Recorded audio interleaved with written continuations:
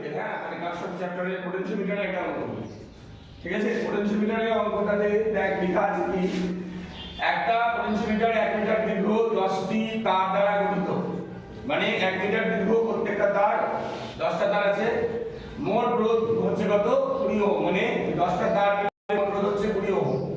Potentiometer তারের প্রতি মিলিমিটারে 1 microvolt বিভব সৃষ্টি করতে হলে 2 ভোল্ট ইএমএফ বিশিষ্ট তড়িৎচালক ইএমএফ বিশিষ্ট চালক কোষের সঙ্গে কত রোধ যুক্ত করতে হবে। তো এর আগে আমি সার্কিট ডায়াগ্রামটা করে নিই, হ্যাঁ তাহলে মানে দেখবি বুঝতে সুবিধা হয়। আমি ওই 10টা তারকে একটা রোধক দিয়ে লম্বা তারের রোধ দিয়ে প্রকাশ করছি, মানে এই তারটা এবি তার নাম দিলাম, এবি তারটাই হচ্ছে গোটা পোটেনশিওমিটার তার। এবারে এর সঙ্গে একটা চালক কোষ যুক্ত আছে, চালক কোষের তড়িৎচালক বল কত 2 ভোল্ট। বলেছে কত রোধ শ্রেণীতে যুক্ত করতে হবে, ধরে নিচ্ছি R রোধ শ্রেণীতে যুক্ত করতে হবে বা R1 নাম দিলাম, এবং এই R1 রোধের মানটা আমাকে বের করতে বলেছে। শর্ত দেওয়া আছে কি, এই তারের প্রতি মিলিমিটারে 1 মাইক্রোভোল্ট বিভবের সৃষ্টি হয়, মানে এই এবি তারটার প্রতি মিলিমিটারে 1 মাইক্রোভোল্ট বিভবের সৃষ্টি হয়, ঠিক আছে। আর এখানে কটা তার আছে, তার আছে কিন্তু 10টা, প্রত্যেকটা দৈর্ঘ্য কত 1 মিটার, তাহলে মোট দৈর্ঘ্য কত হবে, মোট দৈর্ঘ্য হবে বল, মোট দৈর্ঘ্য কত হবে 10 মিটার, মোট দৈর্ঘ্য হবে 10 মিটার।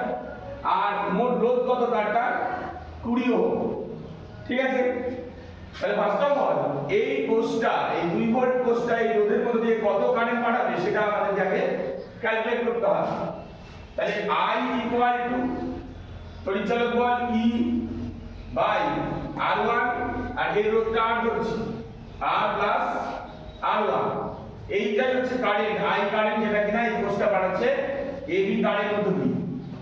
তাহলে 2 ভাগ R কত এখানে বলা আছে, এটা 20 ওহম, 20 প্লাস R1 I হয়ে গেল।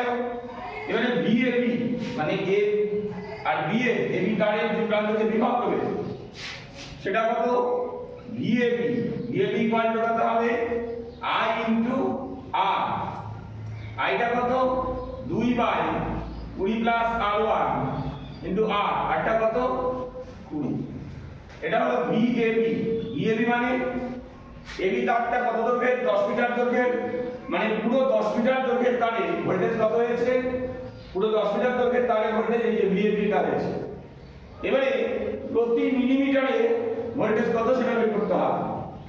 প্রতি মিলিমিটারে 10 মিটার মানে কত মিলিমিটার, 10 মিটার সমান 1 মিটার মানে 1000 মিলিমিটার, তাই না।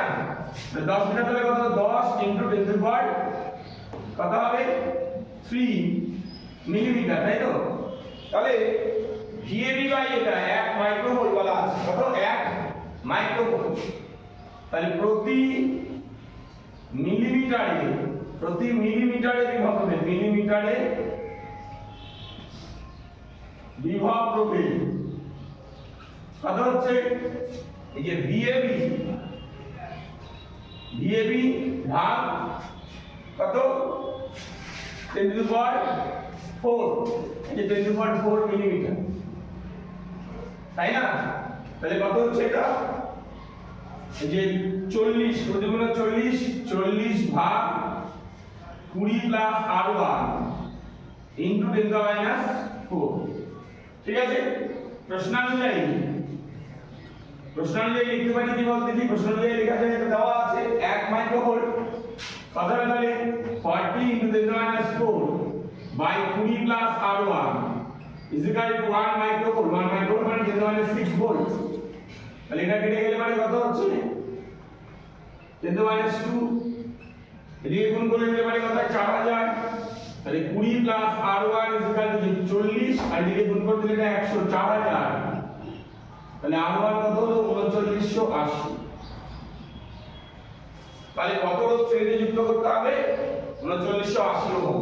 অতএব R1 3980 ওহম রোধ শ্রেণীতে যুক্ত করলে তারের এই পোটেনশিওমিটার তারের প্রতি মিলিমিটারে বিভব হবে 1 মাইক্রোভোল্ট That's it.